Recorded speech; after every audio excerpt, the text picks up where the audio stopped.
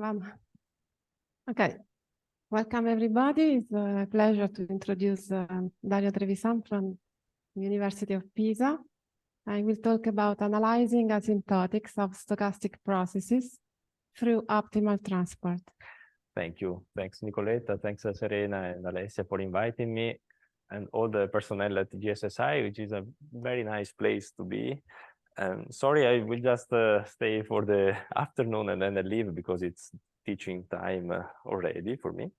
So today I'm going to present some recent work with Mauro Mariani. Maybe some of you have met him. He's been working through Rome and then he moved to Moscow. And it's contained in this recent preprint we put on the arXiv recently. But since I was asked to give a broader introduction, I'll try not to focus too much on the precise results of that work because they tend to become a bit technical, and give you a more, say, a softer introduction to the problem, motivations, and maybe some of the tools that we employ that I think may be useful for other related problems. Okay, then I will, of course, give you some ideas from the proof. So what is the object we're going to study, we are interested in? So imagine you have a stochastic process. Okay, I put stochastic in brackets because maybe also a deterministic process or a time series, something generated on maybe by deterministic rules, right? So you have this path and say it's a continuous time process, okay? Taking values on a state space, which is a, say for simplicity, I put here metric and Polish, but just maybe RD, okay? Then what is the empirical measure or the occupation measure? Essentially, you fix a time t. Imagine that you just observed the path from 0 to t, and then you build a measure from it. Essentially, I use this notation. Okay, it's not very standard. Mu t and x on top here. We just integrate from 0 to t, just the delta at the positions that we saw. Okay, xs. Yes. Explicitly, this means that if you take a measurable set, a Borel set, say, then you have the probability. So no, it's not a probability. Sorry, the measure is the time spent by the process inside A. Okay, so I'm being very elementary because I know there are PhD students, postdocs, so perhaps the first slides, I don't want to lose you immediately. Okay. Now, of course, you may say, I'm not interested in continuous time. I want to work on discrete time processes. But of course, you can embed the discrete time processes by just taking a process which is constant on the unit intervals, right? So you define, say you have this yn, which is discrete time. You build xt by taking y, the floor of t, okay, the integer part of the t. So at this point, if you find out that the integral becomes just a sum, each delta is weighted 1 because you weight a unit of time. And if you just look at the integers n, you find the usual sum of Dirac deltas at the points of your process. Okay, this is a very general object, and of course it has plenty of applications. I will tell you a bit about our specific motivation, but not too much because we didn't really solve the problem we had in mind. So, but of course, this has applications in statistics, in Monte Carlo methods, of course, because you want to sample some distribution by looking at the path of a process, right? Also mean field theory. So a lot of areas you have this type of measures attached to the path of a process. So let's have a look at two fundamental examples, okay? So the first example is really a discrete time process. And as I told you, we just look at n, which are integer values. Actually, we just take the simplest, I think, way to build a reasonable graph. We take IID points, which are uniformly distributed on the square. So here I put a grid, but you just need to think of the red points will be our process. Okay, this is a time 1, if you want. So we have just 1 point. And then, okay, I didn't build a movie because I want to keep it simple. But say, now we sample, we look at, say, I think it's time, maybe it's 50, I don't know. And then we go on. As time goes on, you see this cloud of points essentially covering all your square, okay?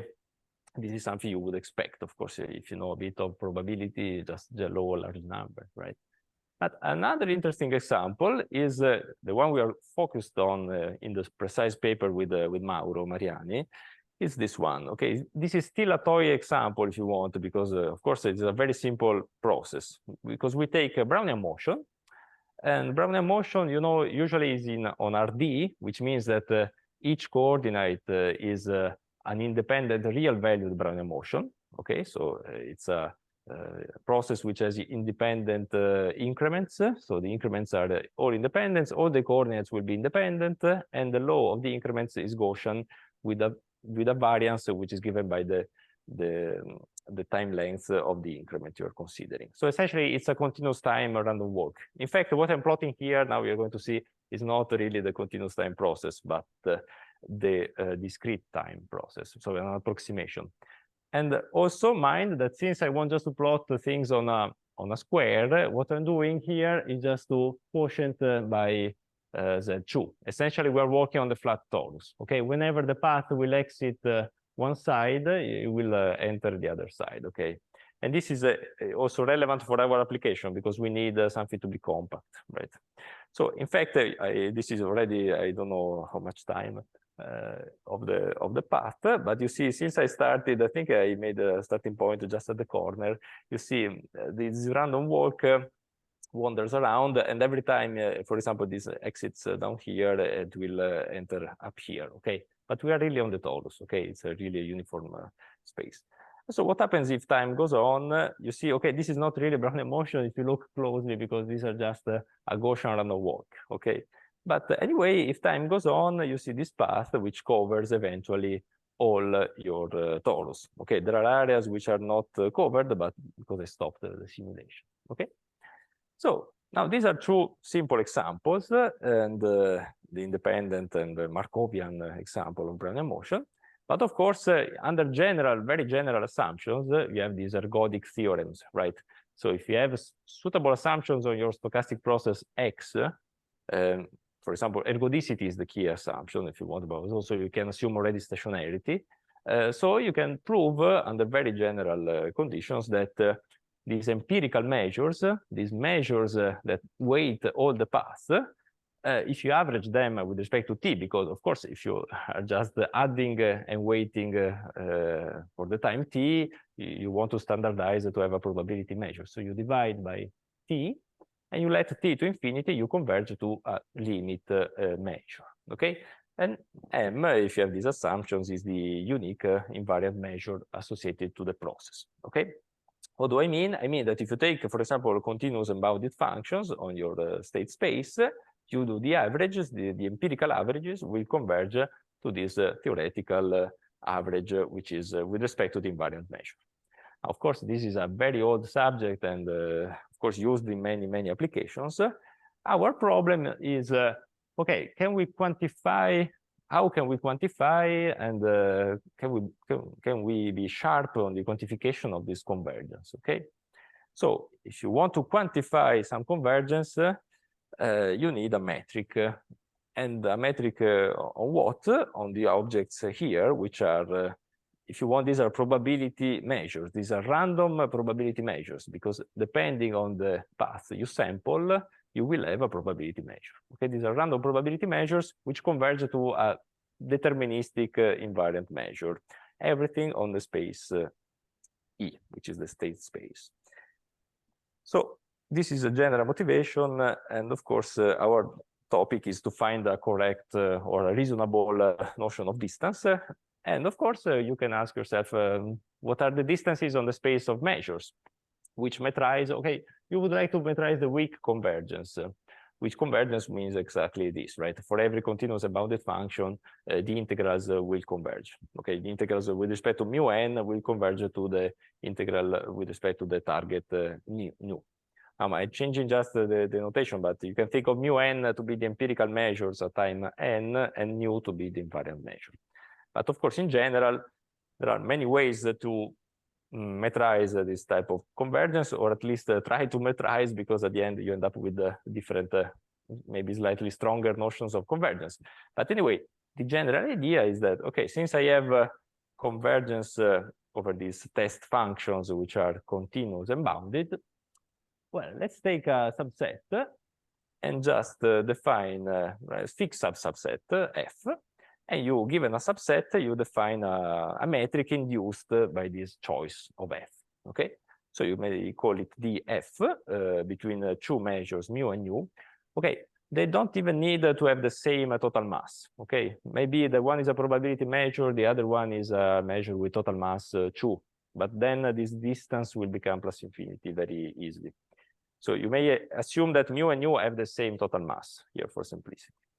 And what we do, okay, we just look only at the integrals for f in that set that we chose, the discrepancy between the integral with respect to mu and the integral with respect to nu. Okay, and then you take the supremum. Of course, you can take other things other than the supremum, okay? But typically, many reasonable distances in probability are built in this way, okay? For example, okay, this is still an introduction, okay, so perhaps you know everything here, but if you take just the functions, say, even if they are continuous and bounded, but you just require on f to have just the uniform norm to be smaller than 1/2, so they can oscillate between -1/2 and +1/2, so they have a unit total oscillation, okay? Well, what you get is just the total variation distance, okay? Which, if you know, this is stronger than the weak convergence, okay? But if you take, for example, another type of oscillation, if you take a control, remember, these are functions on the state space E, which we assume to have a metric. So if you take functions which are one Lipschitz, which means that if you take f of x and f of y, the oscillation between f of x and f of y will be bounded by the distance between x and y. Well, it turns out that this metric induced by this choice is the so-called Wasserstein-Kantorowicz distance, which we are going to use a lot in what follows. Okay, this is a metric of optimal transport type. Actually, also the total variation we are going to show you it's of optimal transport type, but it's a bit less used in this sense. Okay. But you can play with other functions. For example, you can join the two. So you can take functions which have a unit oscillation. So the L infinity norm is smaller than 1/2. So they oscillate between -1/2 and 1/2. But also of Lipschitz constant to be smaller than 1. What you get? Well, you get a metric which is called the bounded Lipschitz, also due to Dudley. So it's a Dudley metric. Perhaps it's not exactly the same because maybe they sum these two conditions, but it's more or less these are equivalent up to constants. But you can, for example, on R, if you work on R, you can take as a say your set of nice functions f just indicators of half lines minus infinity x, and what you get is what is called the Kolmogorov distance. Okay, so a lot of these metrics, there are even more than this, but a lot of these metrics are built in this way. And they're useful, and a lot of quantitative theorems can be done with respect to this type of metrics. On the other side, there's also a dual idea, and we're going to connect these two ideas, but you can think of another independent idea you can get. Okay, this is in fact, historically, it was built as a totally independent way. So the idea is that, okay, I have these two measures, mu and nu.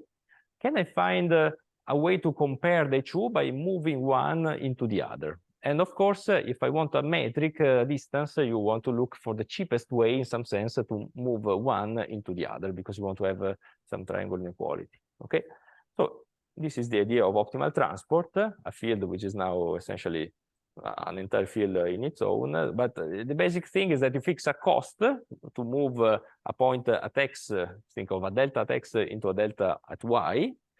Both points are in the state space. And given this cost, you can build the overall cost to transport the measure mu into nu.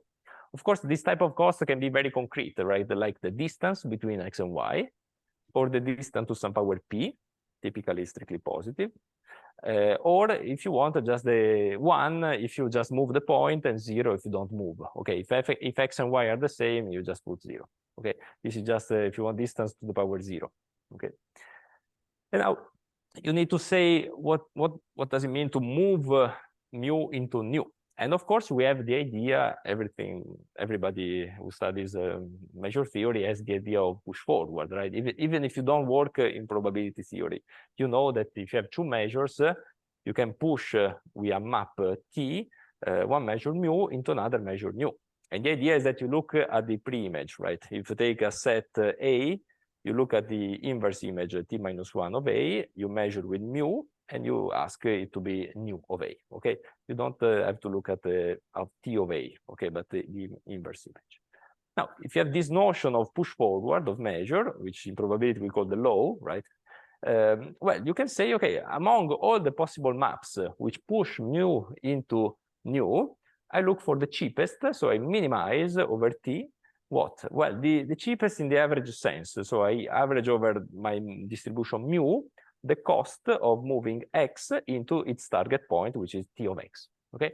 So this historically is the Monge formulation of the optimal transport, which suffers some limitations. Okay. The idea is that there may be no maps if you are, for example, in a discrete setting. For example, if you want to move 1 point into 2 points, well, you are in a bit of trouble. Even if the 1 point weights 2 and the other 2 points weight 1 each, well, you need to split the points.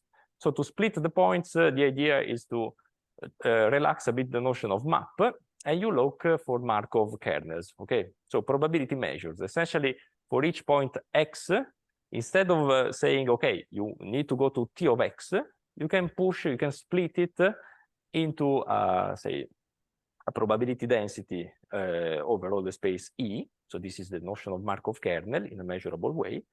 And you have a notion of push forward. Essentially, you have that the image, if you want, of mu with respect to k is nu, if you have this condition here, which really replaces the one above, okay?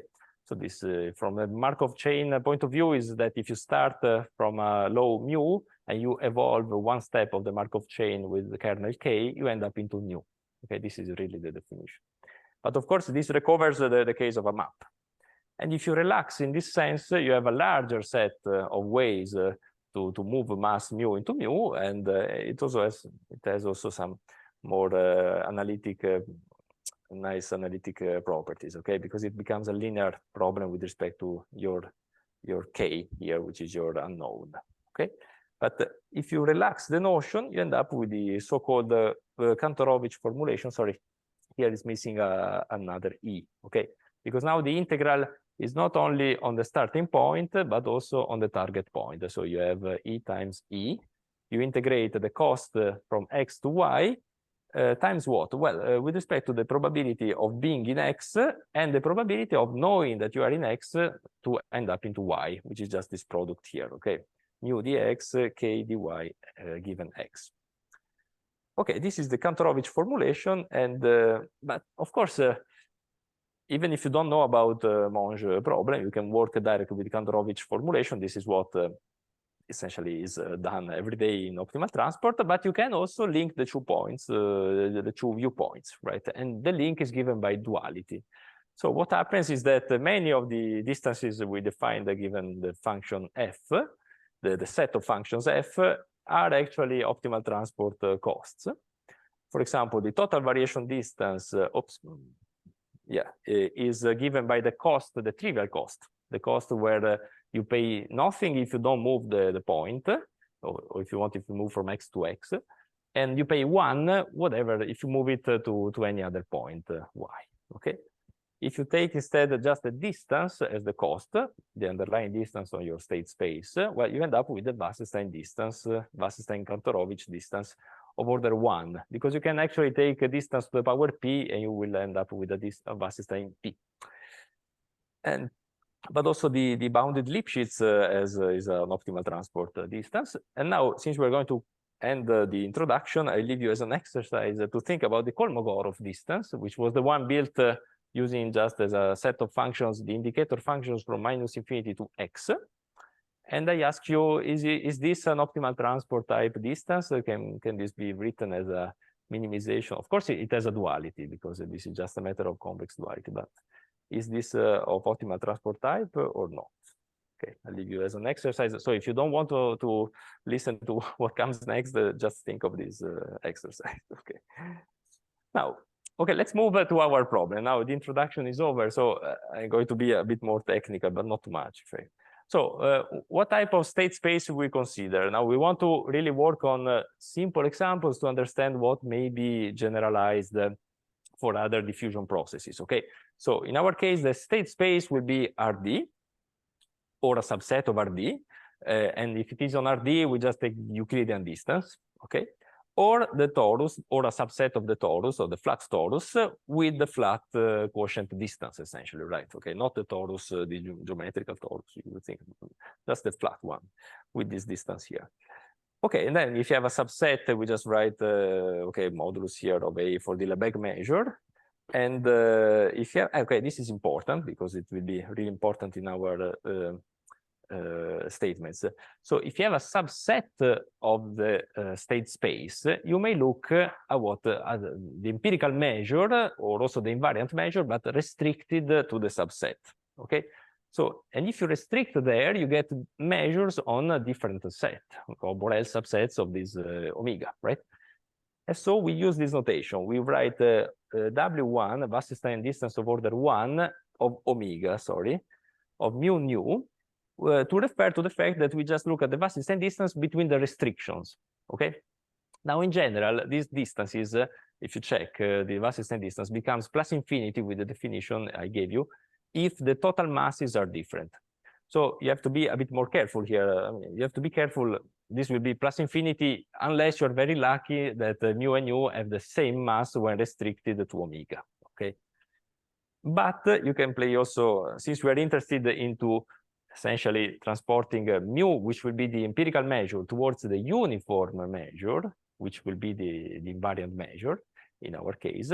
Well, we have this even say finer notation. We just write Wasserstein W1 omega mu, only one mu, when we just consider the optimal transport cost of transporting mu restricted to omega. You see, maybe I should have been more explicit. So we are taking just mu on omega, and we transport it to the uniform measure on omega. So uniform I mean with respect to Lebesgue, with the same total mass. Okay, just be careful about this notation. Maybe it's better if I write it here. So because it will appear later. So you just have one measure mu. Okay, so perhaps you have your empirical measure here. You take a subset omega, you look at the measure that you have here, you restrict here, and then you try to transport to the uniform measure on omega with the same total mass. Okay, so in formula, this is the Wasserstein one on omega, where you have mu restricted to omega, and then the total mass will be this one, times Lebesgue also restricted to omega. Okay, this will have mass 1, and you normalize, so they are the same. Okay, of course, it's just a matter of notation, but let's look at some simulations. Okay, to give you an idea what type of results we can hope for. So as I told you, we can simulate easily, say, IAD points. These give you an empirical measure which is concentrated on these red points. And you want to transport these red points to the invariant measure, which is the uniform measure. Okay. Since I want to draw a picture, what I did is not exactly to transport to the uniform measure. Okay, you can do it also numerically, but I think it's simpler if you just try to transport just the red points to the grid. Okay, it's a bit simpler because if the number of points in the grid is the same as the red points, you really have a Monge type of solution. So you can really put one red point in correspondence to only one blue point and vice versa. Okay, there's a bijection, which overall minimizes the cost. And you see, essentially, you get what is called a matching, a bipartite matching. I just show you the matching. Okay, so you have just the connections between the red points, which are a bit random, they oscillate, and the grid points, which are there at the grid. Okay, and you see that the lengths become very, very small, right? You can run multiple simulations, more or less the same phenomenon will appear. Okay, and of course, given these two simulations, you already know what you can conjecture. No, okay, yeah.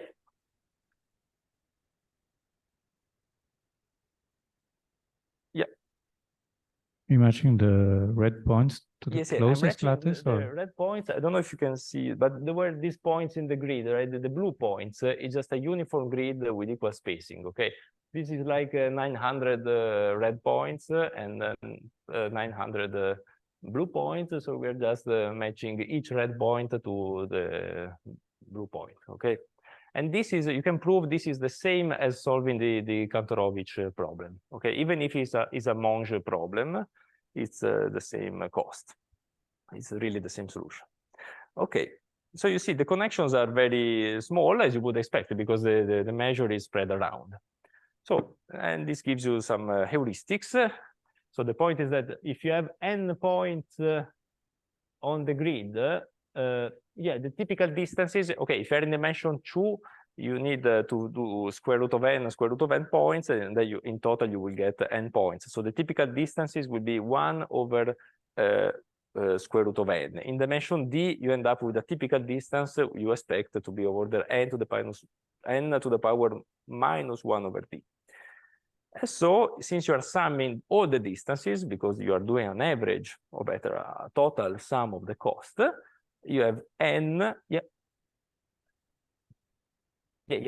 So the heuristics is that essentially if you want to do a greedy thing, you will have 1 point close to one blue point, which there will be essentially in every small cube around the blue point in the grid, you will only 1 red point. This will be the greedy heuristics. It's not true because you have some points which, for example, they go far away here, not so far. So you say, okay, this is a good heuristics. So, and you have n of them. So the sum, so the total transport distance is n points times the typical distance, which is n to the minus 1 over d. So the nice, interesting thing, which is known since I would say 40 years at this point, is that this is false if d is too small. Okay, if this is 1 or 2, it's not true. And in fact, quoting here the result is that the expectation, but you can also do almost surely results of this cost will be, okay, if the dimension is large, say larger than 2, strictly larger than 2 is what you expect. If it is smaller than 2, you have some fluctuations, and essentially you have a barrier due to the central limit theorem, okay? This is why you end up with no better than n to the minus 1 half, essentially. Okay, in dimension 2, you have even an extra log n term. And of course, you can prove that this type of result, okay, this tilde means essentially that if you quotient by the right-hand side, the lim-inf and lim-sup are bounded and strictly positive, okay? But you can be more precise. In dimension larger than 2, if you quotient by the expected rate, you converge as the number of points goes to infinity to a constant, okay? And this is similar to what happens in the so-called mean field problems, which are studied by statistical physics tools, okay? But this is more geometric probabilistic techniques, okay? Okay, let's do the same for the Brownian motion. What happens?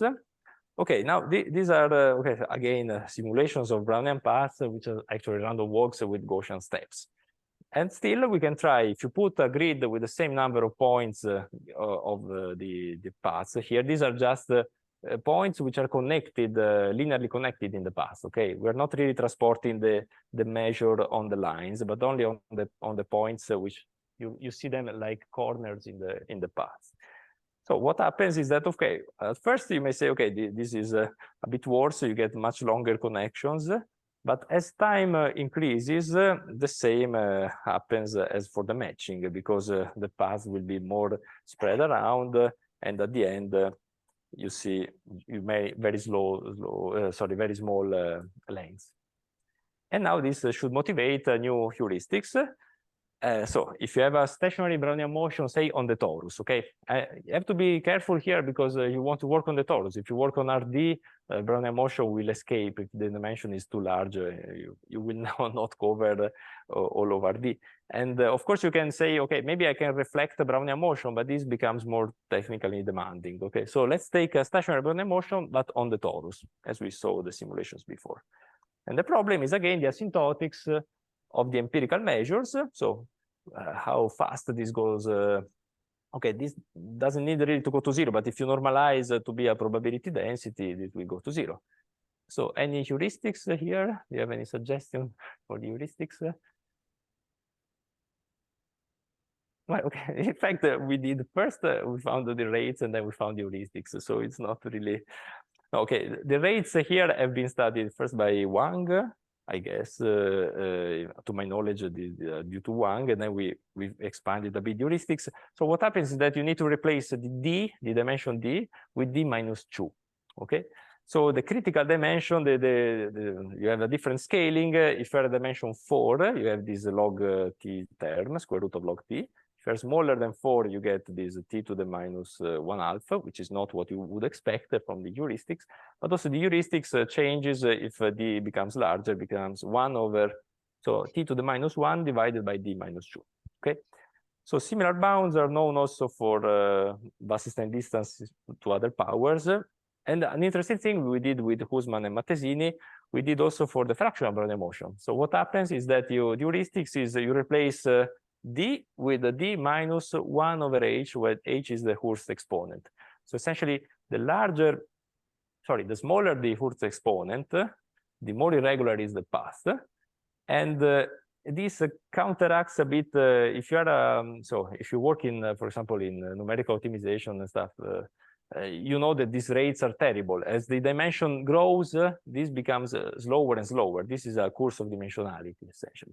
But apparently what happens is that if the path is very irregular, this counteracts the dimensionality. So this is a good trade-off. But of course, numerically, it's not very useful. I mean, to simulate, you simulate Brownian motion because it's easier to simulate. So I leave you as an exercise if you want to think about a heuristics, if you don't want to know about our new result with Mariani. And but the result, if you want, is more precise than the previous one, because we proved that for d strictly larger than 4, so this means that the dimension is above the critical dimension, the one which has the log term, which we don't want, we can prove that the almost surely the lim sup of the quotient of the Wasserstein distance of the empirical measure to the uniform measure on the torus, t times the Lebesgue measure on the torus, remember this notation here, divided by the rate given by the heuristics, which is smaller than a constant which we call a Ci, which depends only on d dimension. It is positive and finite. And E stands for interlacement. And okay, this is not, from this point of view, is not really an improvement on the previous one, but the point is we conjecture that the limit exists and equality really holds here. Okay, so we are confident that we found exactly the right constant. And why? Well, because we can prove that if you do the same thing, but locally, in the sense that you don't look at the whole path, but you fix a small region, say a small ball, call it dl. So if you fix a small ball whose radius becomes smaller and smaller as the time goes on, so it must become smaller in a precise rate, okay, but there's a window of rates. Well, you can prove that you really hit the constant CID. Okay, if you normalize properly the things, because if you look at a small region, you need to normalize, taking into account that you will have less mass. But if you normalize, you have exactly equality. So the point is really we move from this very sharp proposition to the global result. We lose a bit. We end up with just an inequality. But we are confident that this is exactly the constant that we need. Sorry. Yeah. You mean that if we confine ourselves in a bounded set, you mean that we put our boundary condition on this confinement? No. Okay, the Brownian motion is still on the torus and stationary. This is all stationary, and so it travels all around the torus. But if you fix a small window, say a small ball centered at 0 with a radius L, and okay, you let the Brownian motion do its thing, but you just look at a smaller window centered at 0. And you do the optimal transport only for the local mass inside the ball towards a uniform density inside the ball. So you forget about what happened outside. Really, you have equality. Okay. So we're not putting strange boundary conditions here on the ball. Okay, but here the T is the time, right? Yes, the time, yeah. So we do the empirical measure of the whole interval. Perhaps you are not even lucky, and the Brownian motion will not see the ball, the small ball you have. Okay, in that case, it's 0 because you're transporting 0 into 0. But typically in this range, you will see something, and you will see something essentially in such a way that if you normalize here, you end up with this constant here. Okay. Dario, and it's true in all local domain, not in local domain with some high probability. It's not a statement in probability. It's really for every DL. Yes, okay. I think you can remove this expectation because we have some concentration bounds which give you essentially. But I think we prove the concentration bound only for the global thing and not for the local thing.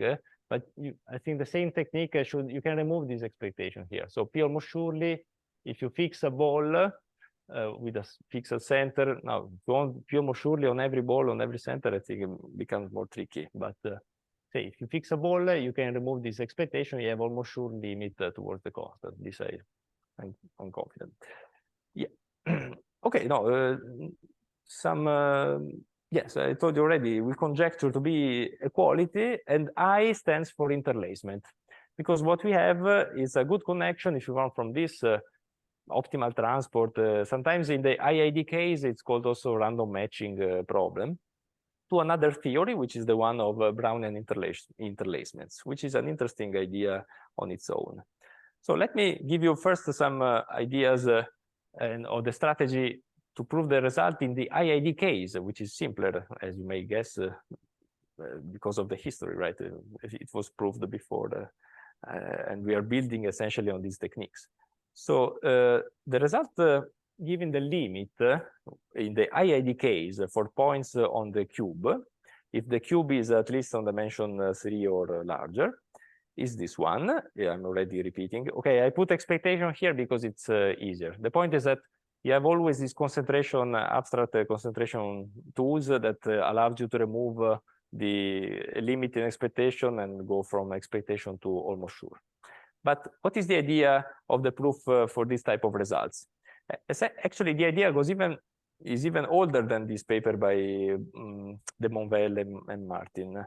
It goes back to it's called of BHH limits. Okay, the Birdwood, Hammersley, and I forgot the third one. So it goes back even to the 50s, where they proved the similar results for other combinatorial optimization problems. They proved a similar limit where you don't do the matching, but you do the traveling salesperson problem. Okay, it has a similar features. So, and the proof is essentially based on two technical points. First, okay, you forget about n, a deterministic point of points, deterministic number of points, and you work with a Poisson point process. So, which means that you randomize the number of points. And you do not a Poisson point process just on the cube, but you work on the Poisson point process if you want to on RD, which means that you have a random measure and the number of points on each region is a Poisson distribution with the mean given by the volume of the region you're considering. And you have independence between these joint regions. Now, for a Poisson point process, it's not very difficult, requires some work, but you can prove essentially a limit when you have a very large cube, okay? So you take the Wasserstein distance on a large cube, it will contain a lot of points, and you transport them to the uniform Lebesgue measure on the cube, normalize to have the same total mass as the number of points that you have in the Poisson point process. And if you rescale by the volume of the cube, you have this existence of this constant. Unfortunately, these are very abstract, if you want subadditivity or self-similarity arguments. And the constant, okay, you know it exists, but nothing more essentially, right? It's not very explicit. And then after you did your thing with the Poisson point process, you do what is called a depoissonization. So you want to move from a random number of points on the whole RD. You want really to focus on the large number of points, but deterministic points on a single cube. And here the idea is that if you take your Poisson point process and you condition on having exactly n points, well, after you condition on the number of points, the distribution of the points in the region, in this case the cube, is exactly the same as your n IID point. Okay, so the Poisson point process is very close to n points IID. The point is that the number of points is a Poisson number. Now we want to do the same thing for the Brownian case. And this is what essentially was missing for a while, because I was thinking about this problem even before Mariani came. there is an analog of the Poisson point process for the Brownian motion. And this is called the Brownian interlacement process. And actually what we study is the Brownian interlacement occupation measure. I will show you a bit what is a Brownian interlacement in the mathematical definition. And of course, once you have the replacement for a Poisson point process, you want to de-Poissonize. And in this case, the procedure is a de-interlacing procedure. Essentially, you want to move from this process, which is the Brownian interlacement, to a single Brownian path on the torus. And so we're going to focus on the second, I think the more interesting ideas are in the second part. But what is the Brownian interlacement? So this was introduced by Schnitzman not so long ago. And the construction is, if you look at the books, it's not exactly this, but we use that this is an equivalent construction, which is closer to the Poisson point process. So take a dimension which must be at least 3, and you take a very large L, and then, you want to define the occupation measure of this process inside the ball. I use the DL to denote the ball, centered at 0. We are on RD, not on the torus, on RD. So what do we do? Well, we take IID Brownian motions on RD, which start uniformly distributed on the sphere, so on the boundary of this ball. And how many of them we actually use to build our interlacement? Well, as in the Poisson point process, we take an independent Poisson random variable, n, and the mean must be rescaled not like the volume of the ball, but as the capacity of the ball, the Newtonian capacity of the ball. And this is known that scales differently from the volume. Essentially, scales like L to the power d minus 2. Once you have these two probabilistic objects, you glue them together in this way. So you define this is the interlacement occupation measure inside the ball, dl, which is what? Well, you just sum the occupation measures of each of these paths, but only the first n of these paths, and restricted inside the ball. So you don't want to know what happens outside the ball. So with this definition, you have to be a bit careful. Maybe I can show you a picture of what happens.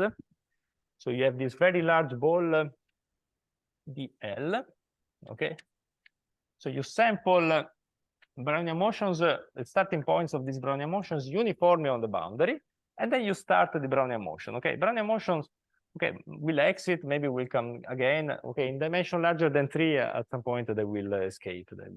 These are transient. And then what is the occupation measure that we look?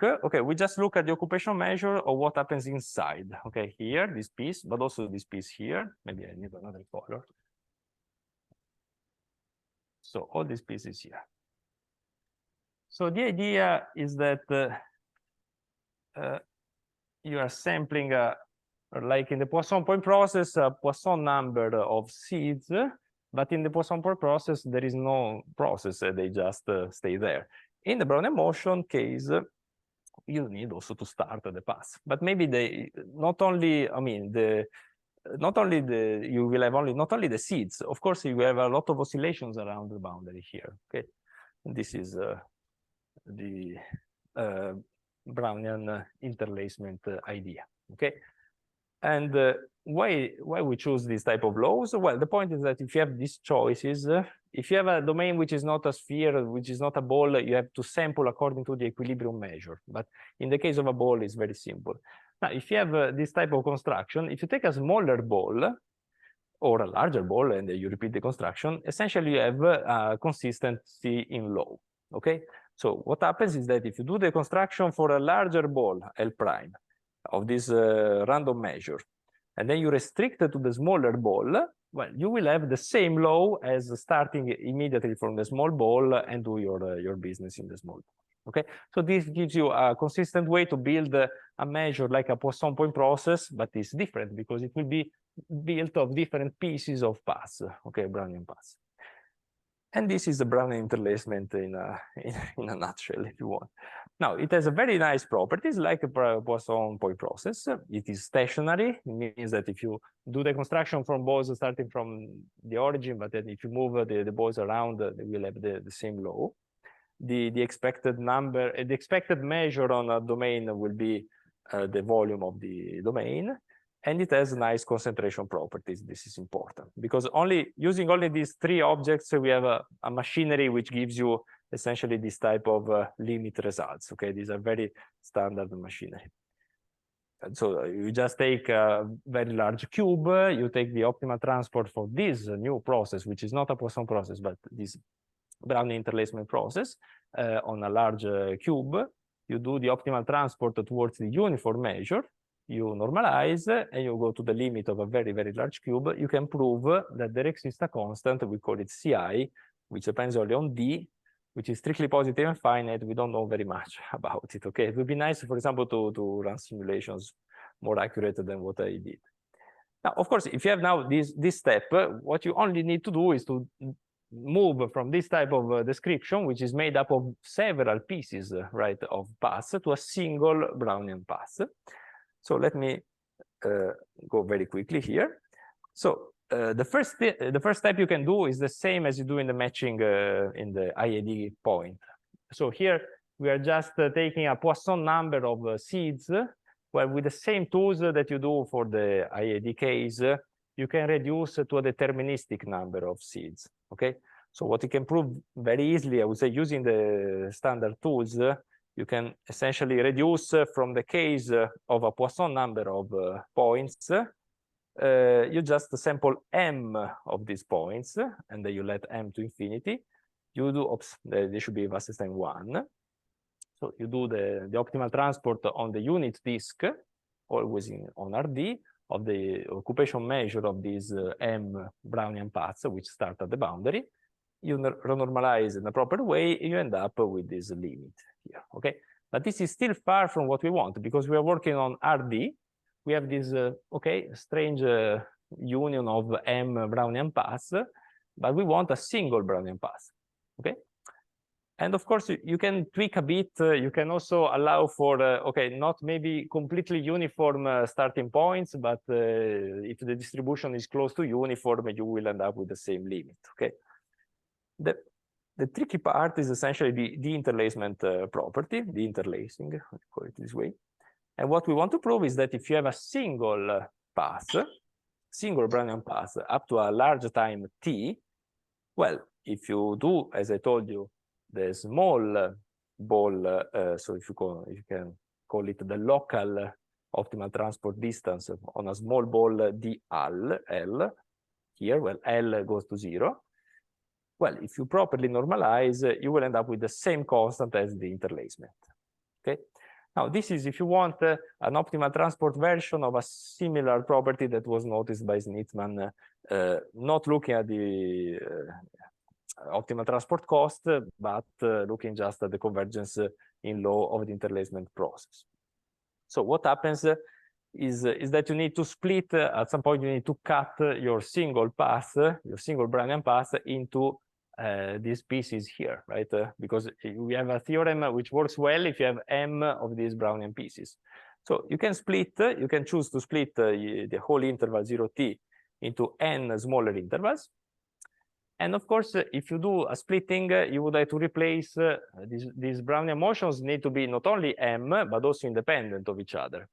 So you need to pay a bit of a price to move from n, so a single path which is dependent, but you want to replace it with n smaller paths which are independent.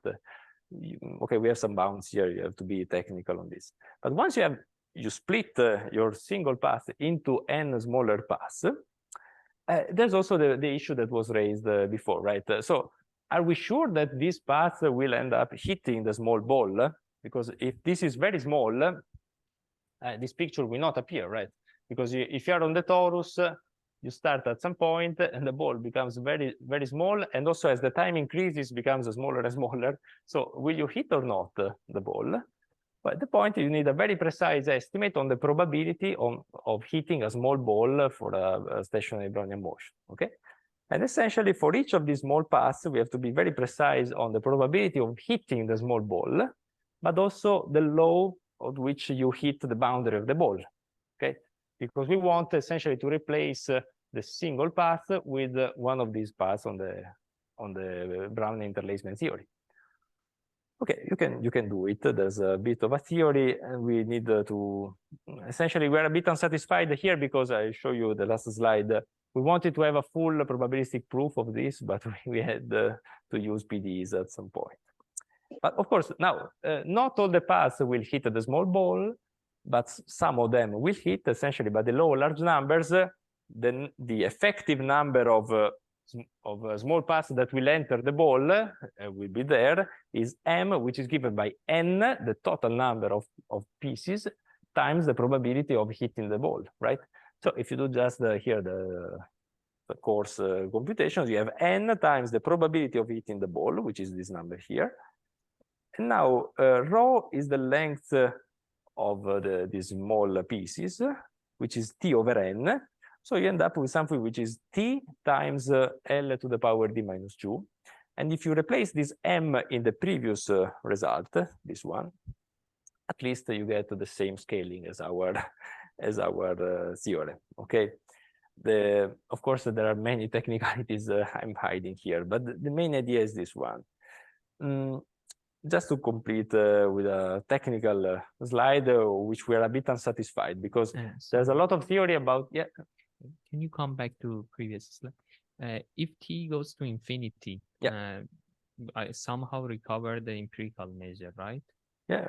So I didn't understand why do we need scaling here, and it's not like oh, no, because you normalize. So 1 over t, if you want this first factor t. No, not that this the scaling of Brownian. I mean d minus 2 because it's. You're again about the heuristics of the one. Okay, maybe I will tell you a bit. Because no, but it's like an empirical measure, which we somehow recover empirical measure via the Brownian motion. Yeah, we are saying very precisely that okay, this 1 over this t at the denominator. There is one t. If you want, you can think of it as a normalizing. You can put it inside here. So you're just normalizing the whole empirical measure to a probability measure. And then what you're saying is that the rate of convergence to 0 is t to the minus 1 over d over 2. But of course, if you're looking at a small region, you will have also the fact that you have less mass, which is dl. Okay, this is essentially the type of result that we have. I mean, if we compare it with that empirical measure, the normal without Brownian motion, you mean that this dl? Yeah, you can do it also for the empirical measure in the IED case, this type of local results, but they are less. Okay, if you are in a flat setting, like in a flat torus, you can they trivialize a bit. Here, the point is that the Brownian motion, yeah, locally, so it does local movements, but you can also do, say, you can also do a circle around. You want to avoid this type of behavior, right? So you have to be careful here. We are approximating the Brownian motion on the torus around the small ball with the Brownian motion on RD. So of course, Brownian motion, if you wait long enough, it will do a circle around and you'll come back again because it's recurrent. We want to avoid this type of things. So you have to be careful here. You have these small intervals. You need to replace them with the whole time 0 plus infinity. There's a lot of error terms that you need to take into account. Okay, I'm really cutting down into just the main ideas here. No, okay, just to complete, there is this result which tells you that this is already used a lot in random interlacement theory, which tells you what happens to the first hitting probability of a small ball for a Brownian motion on the torus. So if you take a rho, which is a time interval, which is of the order L to the minus gamma, okay, so this becomes large as the radius of the small ball becomes small, okay, goes to 0. You can approximate very efficiently the probability for the first hitting time of the Brownian motion B to be smaller than rho, and strictly positive, actually, with this number here, as I showed in the previous slide. You can be very, very precise here on the approximation. What we added here, we needed a bit, was that we want also to approximate the hitting distribution, because we know we were going to hit the ball, we're going to hit it at the boundary, but we need also the probability distribution to be closer to the uniform one on the sphere. We didn't find a result of this type in the literature, and we were very unsatisfied, as I told you, because we needed to use a lot of PDEs to find this type of bounds.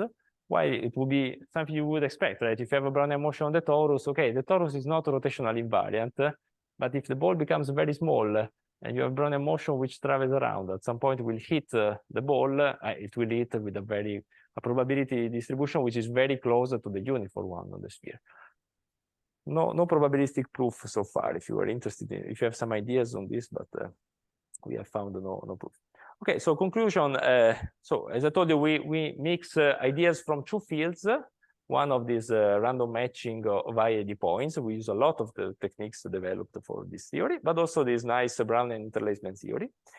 But of course, we found many open questions. In particular, let me focus on the last one, because we worked on the Brownian motion on the torus, but it's a very, very toy model. And of course, in reality, you know everything about the Brownian motion on the torus. So either you should look at Brownian motion on other compact manifolds and understand if some more geometric quantities appear included in these constants, or look at the processes which are more used in practice, for example, Orsten-Uhlenbeck processes. And finally, just to conclude, what was the main motivating problem? Well, there was this empirical evidence that if you want to sample a measure M and you run, say, discretized symmetric diffusion with that invariant measure, and instead you compare it with a non-symmetric diffusion, well, empirically, it seems that the non-symmetric diffusion converges faster, okay, towards the empirical measure. And we wanted to quantify this fact. And Mauro has some ideas when the dimension is low, but most of these techniques, in particular the Brownian interlacement theory and so on, they work in are well developed in the symmetric case. So I would say that the non-symmetric diffusion setting is very much open also for this type of problems. Okay. Okay, let me leave just this slide and thank you for your attention. Sorry for taking too much time, maybe.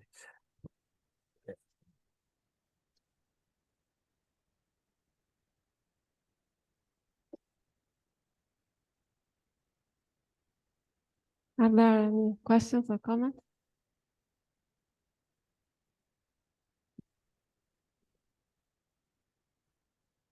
So this is for the stationary Brownian motion, but what about, for example, if you start from a single point? So it's completely different? No. It's actually, it was simpler to state the result. Because you just wait a small time, you have exponential mixing, and you just, essentially, when you cut the path into n small pieces, you take, say, a burn-in period, you would call it, right, in Monte Carlo method. So you can remove smaller chunks of time, and still the result will work. So you can also start from a precise point. No, that is not a technical problem. So. And the asymptotic behavior of other, for example, total variation, it's similar to V1? No, total variation will be always 1, right? Because one is singular and the other one is, no, total variation is it's not a good distance if you want. You should smooth a bit, maybe. You take the Brownian path, you smooth it a bit, because they do also this type of smoothed distances, right? You take Brownian posture, you convolve with a small kernel, and then you do the measures there. Now you can play with that. And I guess total variation, no, I don't know about the total variation. No, maybe it will not suffer the course of dimensionality, total variation. It should be explored. Just the last question, but for random walks, it's so no, random walk, too trivial? Yeah, no, in fact, it's more difficult because we used a lot of the sphere and the rotational invariance of the spheres. For random walk, okay, we expect the rate should be -1/d, so not d -2, but we're not able to prove. So there are random interlacements for the random walks. Actually, they came before the Brownian interlacement, but we're not able to conclude because we need we have an argument, a coupling argument on the sphere essentially, which we're not able to do on a cube, for example. So we really need a sphere. So unless you have some ideas. It would be interesting. In fact, it would be more interesting because in practice you don't sample Brownian motion, right? You sample a discrete time Markov chain. Yeah. So yeah.